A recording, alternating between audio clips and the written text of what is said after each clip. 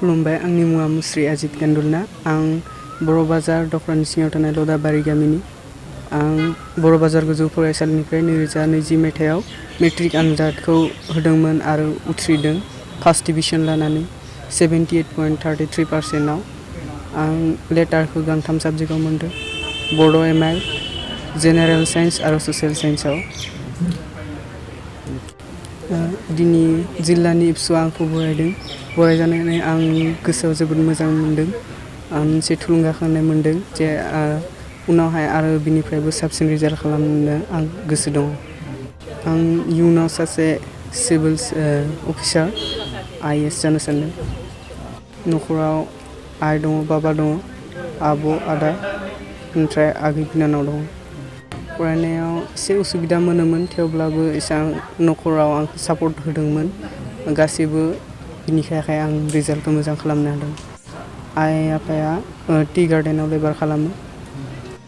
इन्सपिरेसनखौ आं जोंनि गामिनि गोदो जायनोखि जोंहा आदाया काजिना, बियो मेट्रिकखौ 2014आव फार्स्ट डिभिजन जायबा जोंनि गामिनि फार्स्टमोन।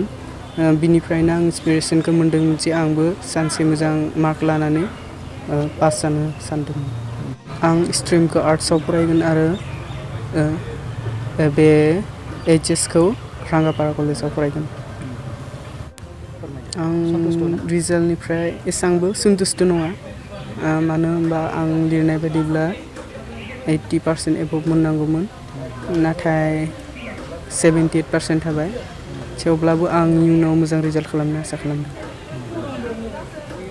आं आर्ट्सआव फरायगोन, ओमफ्राय आर्ट्सआव फरायनायावबो बिनि कलेजनि प्रफेसर सारा आंखौ हेल्प खालामगोन होनना बुंदों।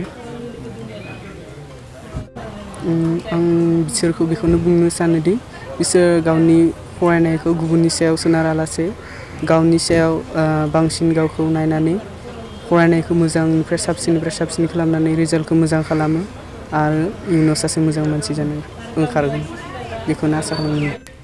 बर' मिडियामखौ बुंनो थाङोब्ला आं सेलेक्ट खालामाखै, जोंहा बाबायानो सेलेक्ट खालामदों। बे स्कुला सिगां इंलिस मिडियाम होनना बुंदोंमोन, उनावहाय सारा इंलिस मिडियामनि टिचार होनो हायिनि थाखाय बर' मिडियाम खालामना होदों। थेवब्लाबो जोंहा बाबाया बेयावनो लाखिनानै फोरोंदोंमोन जोंखौ।